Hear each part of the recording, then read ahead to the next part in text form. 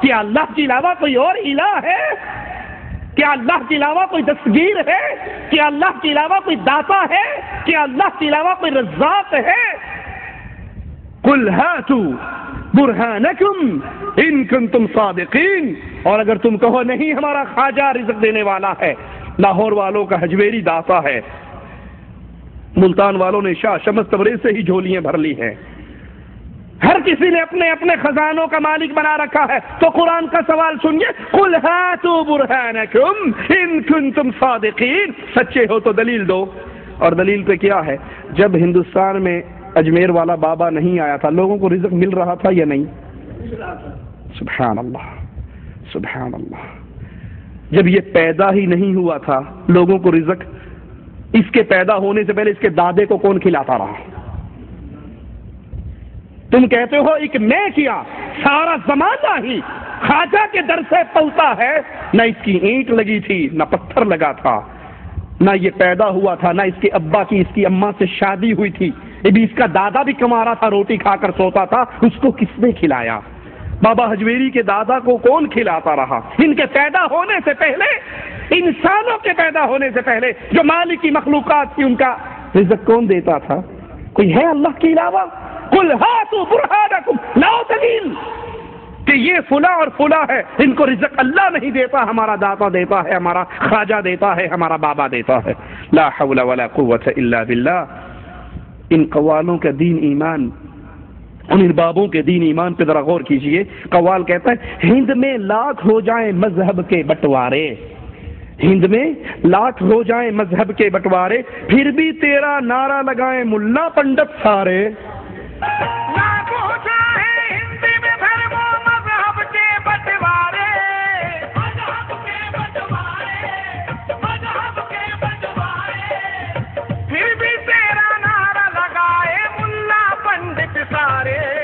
خواجہ کا سکہ چلتا ہے، خواجہ کا سکہ چلتا ہے۔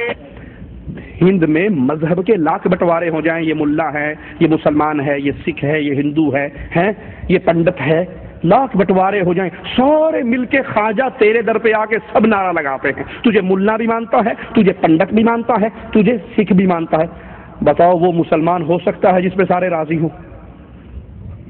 خود سوچئے، کیا کسی مسلمان پہ کافر راضی ہو سکتا ہے؟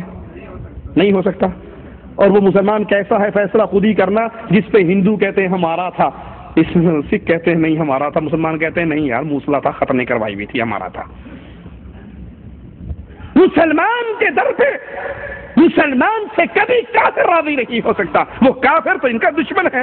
اگر اس نے ہندوؤں کو مسلمان کیا، بفرض تمہارے جی آپ نے کیا ماننا، وہ خواجہ اجمیری ہی تھے جنہوں نے آ کر سب کو کلمہ پڑھایا تھا اور سب کو مسلمان کیا تھا۔ وہ بڑی مشہور کہاوت ہے نا، خواجہ کے مسجد بن رہی تھی، بادشاہ نے اس کا تیل بند کر دیا، چراغوں میں پانی ڈالا، دن میں مزدور کام کرتے تھے، رات کو آگے مسجد بناتے تھے، وہ پانی کس سے چراغ چلنے لگ گئے تو لوگوں نے کہا بادشاہ سلامت، اس موصلے کی تو مسجد پھر بھی بن رہی ہے۔ کہا اچھا، وہ فوجیں لے کر پہنچ گیا، فوجیں لے کر پہنچا، کہا اس کو بھی گرفتار کرتے ہیں۔ خواجہ صاحب باہر نکلے تو سامنے والی فوج کی طرف گھور کے دیکھا، ابھی دیکھنا ہی تھا، ساری فوج کہہ رہی تھی لا الہ الا۔ دائیں طرف دیکھا، ادھر کی فوج نے کلمہ پڑھ لیا، ادھر دیکھا، ادھر کی فوج نے کلمہ پڑھ لیا، پیچھے مڑ کر دیکھا، اس نے کلمہ پڑھ لیا۔ بادشاہ سلامت کہتے ہیں ہاں جی کیوں آپ لوگوں کو مسلمان کرتے ہیں؟ کل لوگوں کو تو میں کرتا ہوں، یہ فوج جو تم مجھے مارنے کے لیے لایا ان کو کلمہ میں نے پڑھایا؟ کہا نہیں، کدے تیری ساری فوج کلمہ پڑھ رہی ہے۔ بادشاہ بڑا حیران، ایک نظر کرم جب بادشاہ پر ڈالی تو بادشاہ بھی وہیں ہاتھی پہ بیٹھا بیٹھا لا الہ الا اللہ، سینکڑوں مسلمان کے، ہزاروں مسلمان، ہندوستان میں مسلمان ہی خواجہ نے کیے۔ اگر اس نے ہندوؤں کو مسلمان کیا ہوتا تو کبھی ہندو اس سے راضی ہوتے؟ کہتے اس نے تو ہمارے خاندانوں کو موصلہ بنا دیا، اس کا دشمن بنتے۔ یہ کیسا ہے جس میں ہندو بھی راضی ہے، پنڈت بھی راضی ہے، سکھ بھی راضی ہے اور مسلمان بھی راضی ہے؟ اللہ کی قسم یہ شرک کا منظر ہے، یہ شرک کا منظر ہے جو ہندو اپنے مندروں میں کرتے ہیں، وہی تم درباروں میں کرتے ہیں۔ ہندو سمجھتا ہے سیاسی جنگ ہے، اندر سے ہم دونوں بھائی ہیں، ہم کھڑے کو پوج رہے ہیں، یہ لمبے پڑے کو پوج رہا ہے۔ اتنا سا فرق ہے ان قبر پرستوں میں اور مورتی پرستوں میں۔ وہ کھڑے کا طواف کرتا ہے، یہ پڑے کا کرتا ہے، وہ اس کو سامنے بجن گاتا ہے، یہ اس کے سامنے قوالی گاتا ہے۔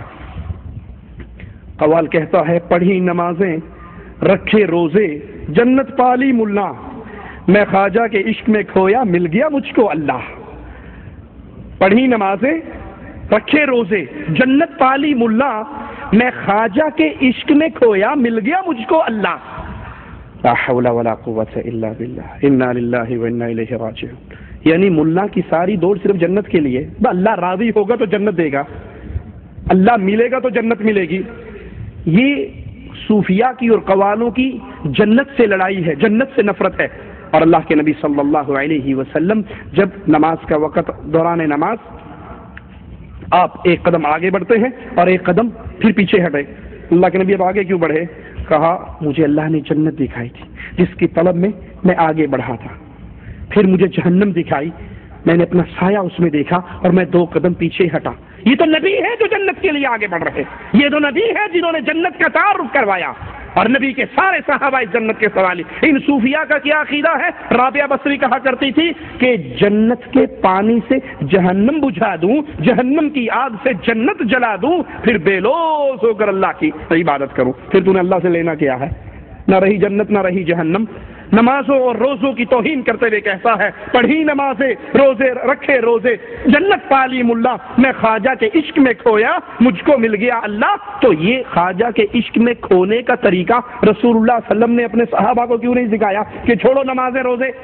کیوں تم روزے رکھ رہے ہو؟ کیوں تم نمازیں پڑھ رہے ہو؟ نبی جہاد پہ جا رہے اور کفار سے مقابلہ ہے۔ صحابہ کہتے اللہ کے نبی ہم جہاد پہ جا رہے ہیں، پتہ نہیں کس ٹائم ہمارا کفار سے ٹاکرا ہو جائے، اور ہم روزے سے ہیں تو کیوں نہ ہم افطار کر لیں، عصر کے بعد کا وقت ہے۔ نبی صلی اللہ علیہ وسلم دودھ کا پیالہ پی کے روزہ افطار کر لیتے ہیں۔ یہ سفر کے اندر بھی روزہ رکھ کے نبی جا رہے۔ اللہ کے عشق میں آ کر، خواجہ کے عشق میں آ کر تجھے اللہ ملا تو نبی نے اپنے صحابہ کو نماز روزے کی تلقین کیوں کی؟ کیوں کہا صلو کما رأیتمونی اصلی، نماز پڑھو جیسے میں نے تمہیں پڑھ کے سکھائی ہے۔ نبی نے کیوں پڑھی؟ صحابہ نے کیوں پڑھی؟ جبرائیل نے آ کر نبی کو کیوں سکھائی؟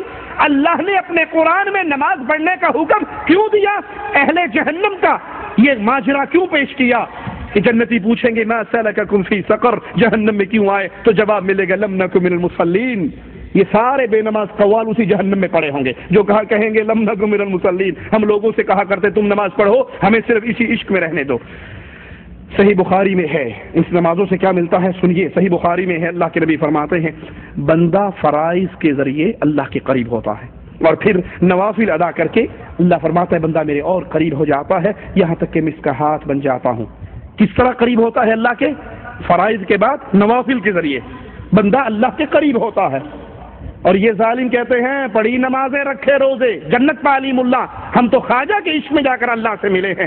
پڑھی نمازیں روزے رکھے جنت پالی ملا، میں خواجہ کے عشق میں کھویا، مل گیا مجھ کو اللہ اللہ، یا خواجہ کا سکہ چلتا ہے۔ انا للہ و انا الیہ راجعون۔ قوال کہتا ہے خواجہ کا دیوانہ جس دن سے میں ہو گیا، اس دن سے ہو گیا کردار صاف میرا، کعبہ بھی کر رہا ہے آ کے طواف میرا۔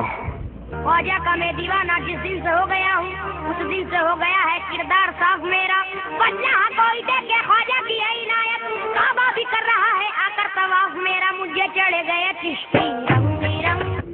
لا حول ولا قوت الا باللہ۔ کیا مراد؟ کہ جس کا کردار صاف ہو جائے کعبہ اس کا طواف کرتا ہے، اور جو کعبے کا طواف کرتا ہے ان کا کردار صاف نہیں ہوتا نا۔ جو کعبے کا طواف کرتے ہیں ان کا کردار صاف، کیونکہ اگر کردار صاف ہو جائے گا تو کعبہ خود تمہارا طواف کرے گا۔ حشت بہشت ایک کتاب ہے جس کے اندر رابعہ بصری کا قصہ لکھا ہے کہ رابعہ بصری ایک پیر صاحب جب دین کی طرف آئے، 2 قدم چلتے 2 رکعت پڑھتے، 2 قدم چلتے 2 رکعت پڑھتے، پتہ نہیں کتنے سال تک چلتے چلتے مکہ شریف پہنچے۔ جب بیت اللہ میں داخل ہوئے تو آگے بیت اللہ ہی نہیں تھا۔